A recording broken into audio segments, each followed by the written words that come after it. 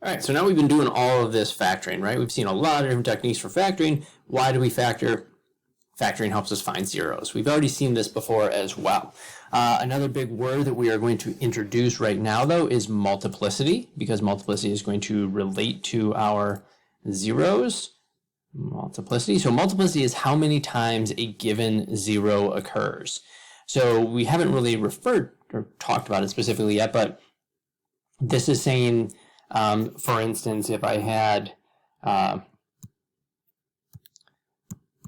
x equals 1 and then x equals 1 again, then I would have a 0 that is 1, but it has a multiplicity of 2 because it occurs twice.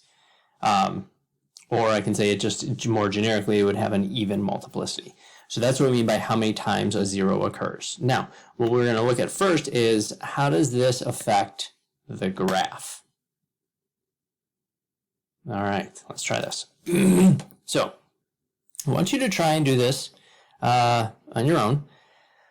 A lot of instructions here, but basically I want you to take each one of these polynomials and I want you to match them to these graphs. Use your calculator to help you, by all means, but also use your knowledge. And so, for instance, you should be able to understand end behavior and degree and how that affects a graph. Also, you should be able to figure out the zeros, right? And remember, zeros, if we're talking about real numbers, are the same as x-intercepts. Now, a couple of things to point out. Remember that x plus 2 squared is the same as x plus 2 times x plus 2, right? And here, x minus 1 squared is the same as x minus 1 times x minus 1, and so on. So pay attention to that. Kind of put all of this together. I know I scrolled kind of quickly there, so I'm going to scroll again. You can go back and pause the video at different points to match it to the graphs so you can see the graphs. And also then what you're doing is you're going to describe the behavior of the function at the repeated 0 versus the non-repeated 0.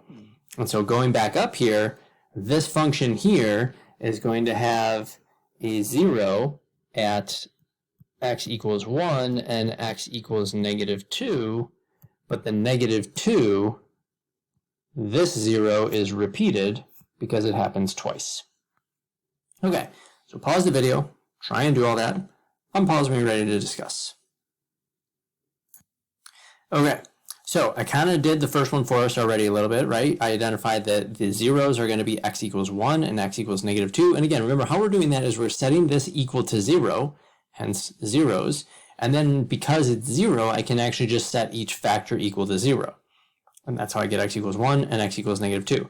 This is going to match with graph A. I have a 0 at negative 2 and a 0 at positive 1. For g of x, here I have a 0 at positive 1 and a 0 at negative 2. This is going to match with graph B. And if you're confused on, well, how did I know, since these have the same zeros, how did I know this was A and this was B? We'll come back to that. For 3, h of x, we have a 0 at 2 and a 0 at negative 1. Notice that we have a negative leading coefficient. Notice that our degree would be even, because if I was to multiply all of this out, I would have a degree of 4. So I know my end behavior here would be down left and down right. That is going to match up with graph D. Here are my zeros or x-intercepts and my correct end behavior. E has zeros at negative 2 and positive 1. Again, I have an even degree, but I have a positive leading coefficient, and so here my end behavior is going to be up, up.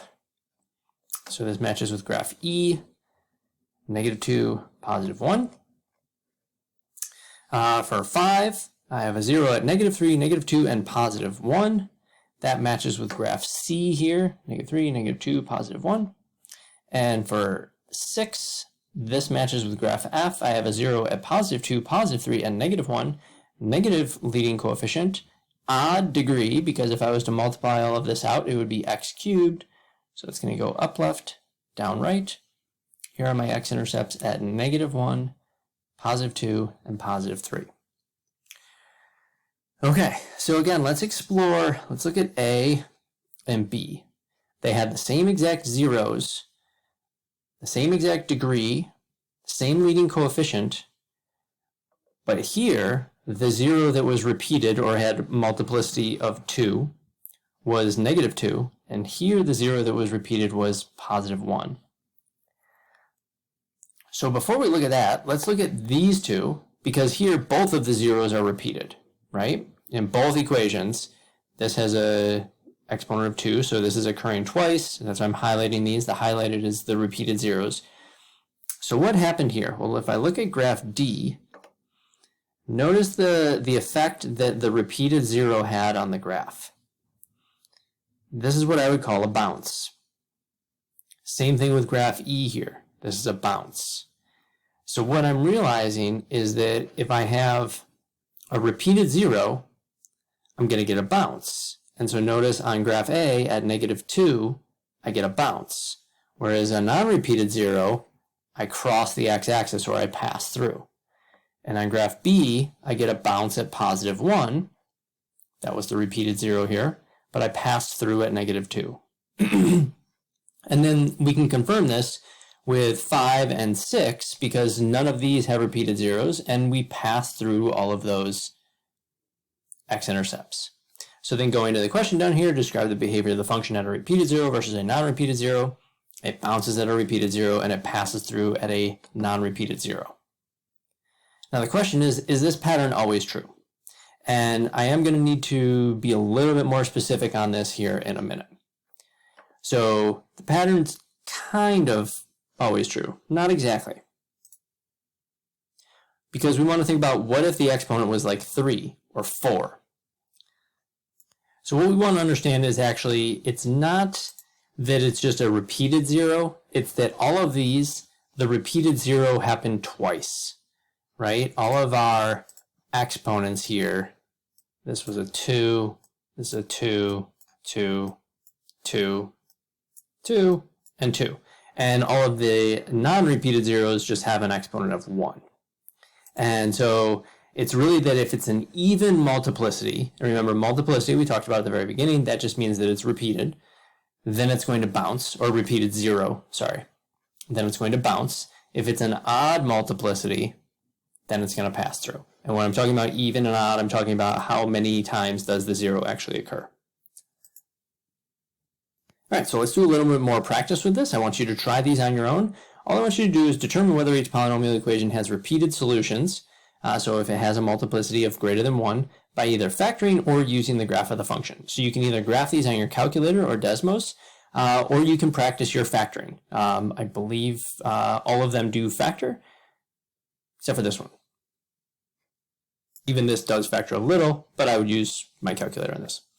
So I want you to pause the video, try that, identify the zeros and the repeated zeros, and then unpause when you're ready to discuss. All right, so for the first one, as I mentioned before you paused, hopefully, I would recommend graphing this one. It's going to be easier. So I said, yes, it does have repeated solutions, and it happens at x equals 1. That has an even multiplicity, and it specifically is a multiplicity of 2. If you're confused on that, then here is what I did with the calculator. So I put it in the calculator, and then if I look at the graph, I can see this shape. It looks like maybe there's a bounce here at 1. So then a couple of things I did, I looked at the table. So I can see there's a 0 at 0, a 0 at 1, and a 0 at 2. So I can see 3 zeros, right? But let's adjust our window. So let's do like x is -1 to x is 4. So I'm just kind of zooming in.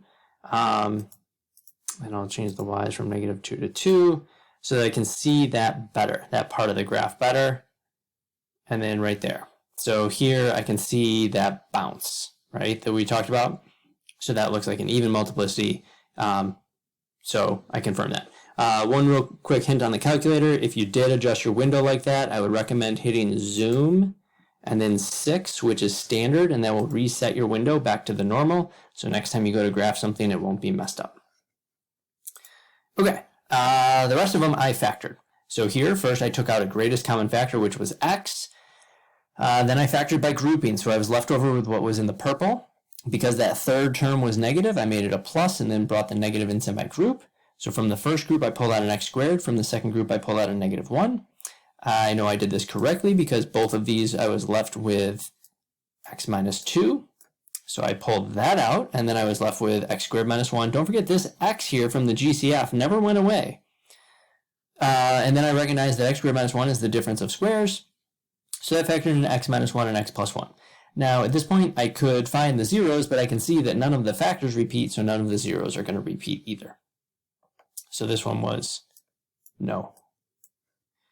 Down here, took out a GCF first. That was x squared. Then I was left with x squared minus 4x plus 4. What multiplies to 4 and adds to -4? That is x minus 2 and x minus 2. So this is going to be yes. This actually has two repeated solutions. At 0, I have an even multiplicity. Specifically, it occurs twice. And at x equals 2, I also have an even multiplicity. Again, specifically, it occurs twice. Here, I took out a GCF, and that was x to the third, and then I was left with x plus 3. So this is also going to be yes. This is going to give me a solution of 0, and it's going to occur 3 times. So this is an odd multiplicity. Specifically, it is 3. So that repeats also, but it repeats 3 times. So if I was to graph this, this would pass through at x equals 0. All right, last thing we're going to do, just find the zeros or solve. So I want you to try this again on your own. So pause the video. My hint would be I'd recommend factoring. And unpause when you're ready to check. All right, so here I took out a GCF first, which is 2x, and then I was left over with x squared minus 6x plus 9. So what multiplies to positive 9 adds -6, that's minus 3 and minus 3.